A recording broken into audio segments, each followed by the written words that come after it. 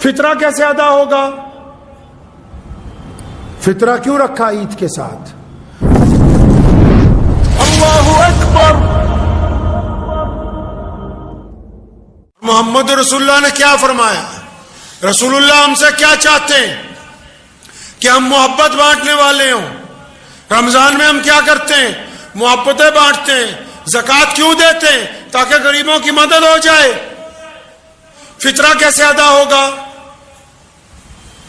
فطرہ کیوں رکھا عید کے ساتھ؟ فطرہ کہتے ہیں ایک خاص قسم کی رقم کو۔ کچھ علماء نے لکھا ہے 1.5 سیر، کچھ نے لکھا ہے 2.5 کلو۔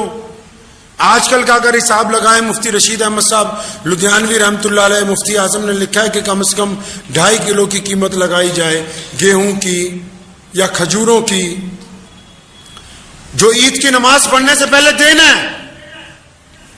بات فطرہ صرف دینے کی نہیں ہے، بات یہ ہے رسول اللہ نے فطرہ دینے کے لیے کیوں کہا۔ اسلام کی خوبصورتی دیکھیں، ہم نماز عید پڑھنے جا رہے ہیں، رسول اللہ کا حکم ہے کہ فطرہ دے کے نماز عید پڑھو۔ فطرہ دے کے نماز عید پڑھیں، اس سے کیا ہوگا؟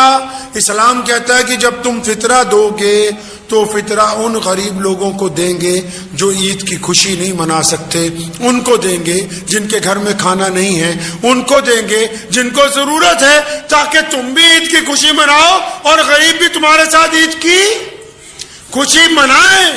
عید جیسے مقدس دن میں بھی یہ کہہ دیا کہ اکیلے خوشی منانے کی ضرورت نہیں ہے۔ جب خوشی منانے کے لیے نکل رہے ہو تو ساتھ میں جو آس پاس رہنے والے لوگ ہیں ان کو بھی اپنی خوشی کے اندر شریک کر لو بھائی۔ اور اس کو لازم کر دیا۔ کتنا پیارا دین ہے، لازم کر دیا کہ اپنی خوشی منانے سے پہلے آپ پتہ چلا فطرہ دن نے آج کل نہ کہی۔ مدرسے والوں کو تو ضرورت ہے ہی، چلو مدرسے والے زیادہ مستحق ہیں، لیکن فطرے کے نہیں ہیں۔ میری یہ بات بہتوں کو شاید اچھی نہ لگے۔ فطرہ دینا کس کو تھا؟ بنایا کیوں ہے؟ لازم کیوں کیا گیا؟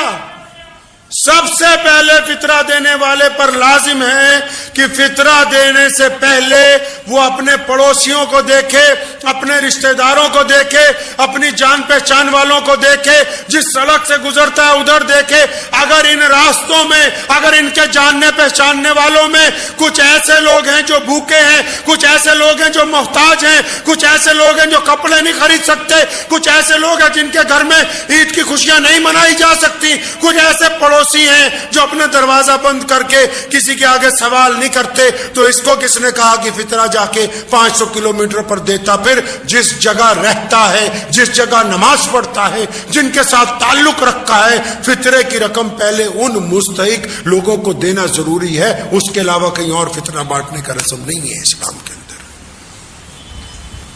ان کو بھول جاؤ۔ کئی باہر کے ملکوں میں بیٹھے تو وہ یہاں فون کر دیں گے انڈیا اپنے رشتہ داروں کو کہ ہمارا فطرہ بھی تم دے دینا۔ اللہ کے بندے، جہاں تم رہ رہے ہو فطرہ اس رقم کا ادا ہوگا جو روٹی تم کھا رہے ہو۔ اگر کوئی امریکہ میں، کوئی انگلینڈ میں، کوئی سعودی عرب میں رہتا ہے اور روزانہ 100 پاؤنڈ خرچ کرتا ہے تو اس کا فطرہ یہاں 50 روپے میں ادا ہونے والا ہے نہیں۔ اور وہ بھی سنو، دوڑ لگا رکھی ہے کئیاں نے، آ جان دیو جنہ کا فطرہ آندا ہے، لے آؤ جی 50 روپیے۔ وہ کدی اسلام نو بھی پوچھ لو فطرہ دینا کنا؟ رسول اللہ صلی اللہ علیہ وسلم سے بھی معلوم کر لو کبھی۔ گیہوں کا فطرہ صحابہ نے دیا، کھجوروں کا فطرہ صحابہ نے دیا، کشمش کا فطرہ صحابہ نے دیا، سوگی بادام کا فطرہ صحابہ نے دیا۔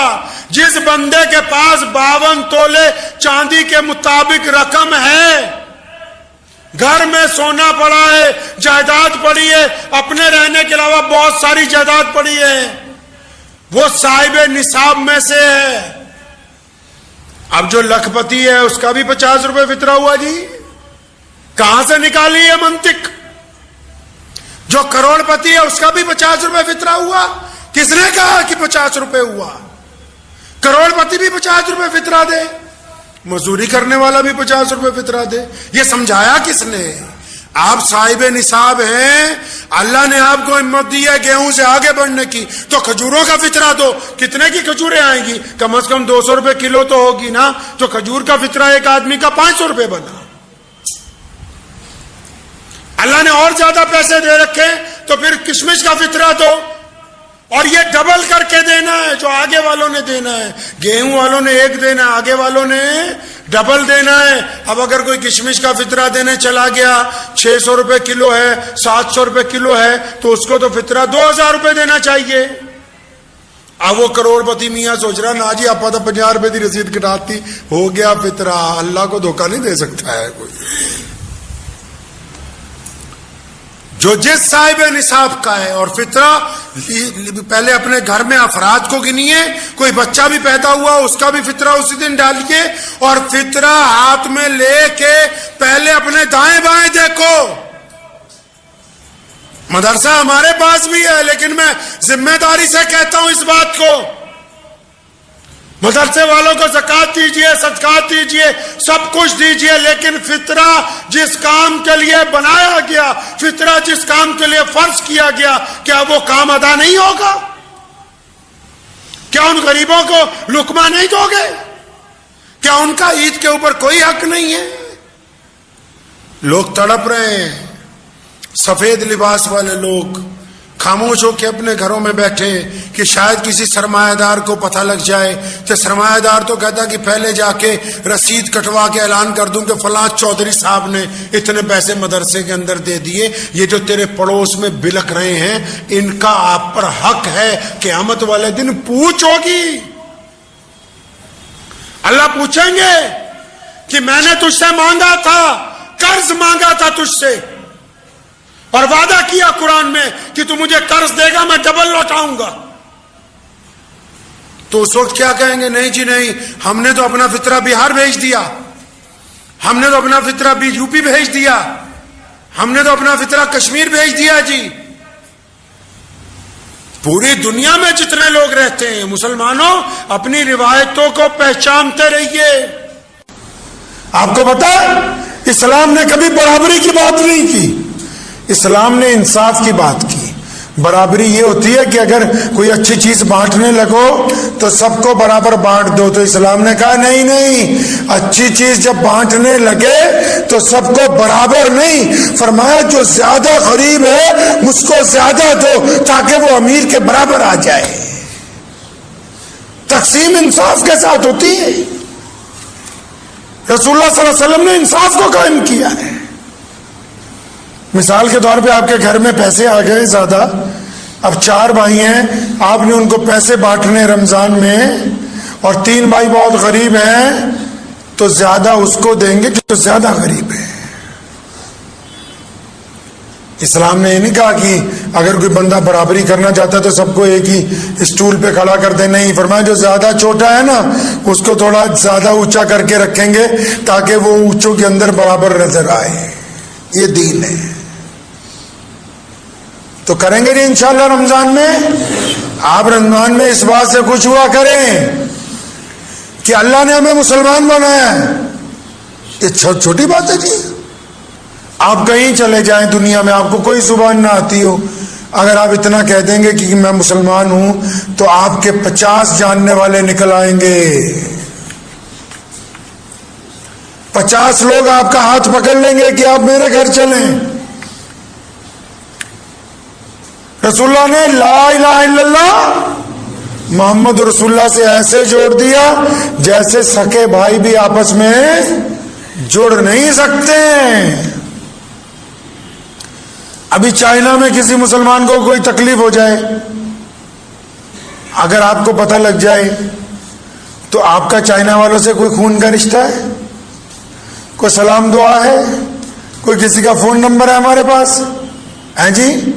چچینیا میں کچھ ہو جائے، کوسوو میں کچھ ہو جائے، آپ کو پتہ لگ جائے کہ سیریا میں اتنے لوگ شہید ہو گئے، کوئی خون کا رشتہ ہے؟ کوئی سلام دعا ہے؟ کوئی آپ جانتے ہیں کہ وہ کون لوگ ہیں؟ آپ کے اور میرے دل میں اس لیے تکلیف ہوتی ہے کہ ہم کلمہ لا الہ الا اللہ، یہ احساس دنیا کا کوئی اور فرد انسانوں میں پیدا نہیں کر سکتا، یہ صرف محمد رسول اللہ صلی اللہ علیہ وسلم کا کمال ہے، کوئی نہیں پیدا کر سکتا یہ احساس۔ تو اس احساس کو بیدار رکھنا ہے، بیدار رکھیں گے انشاءاللہ۔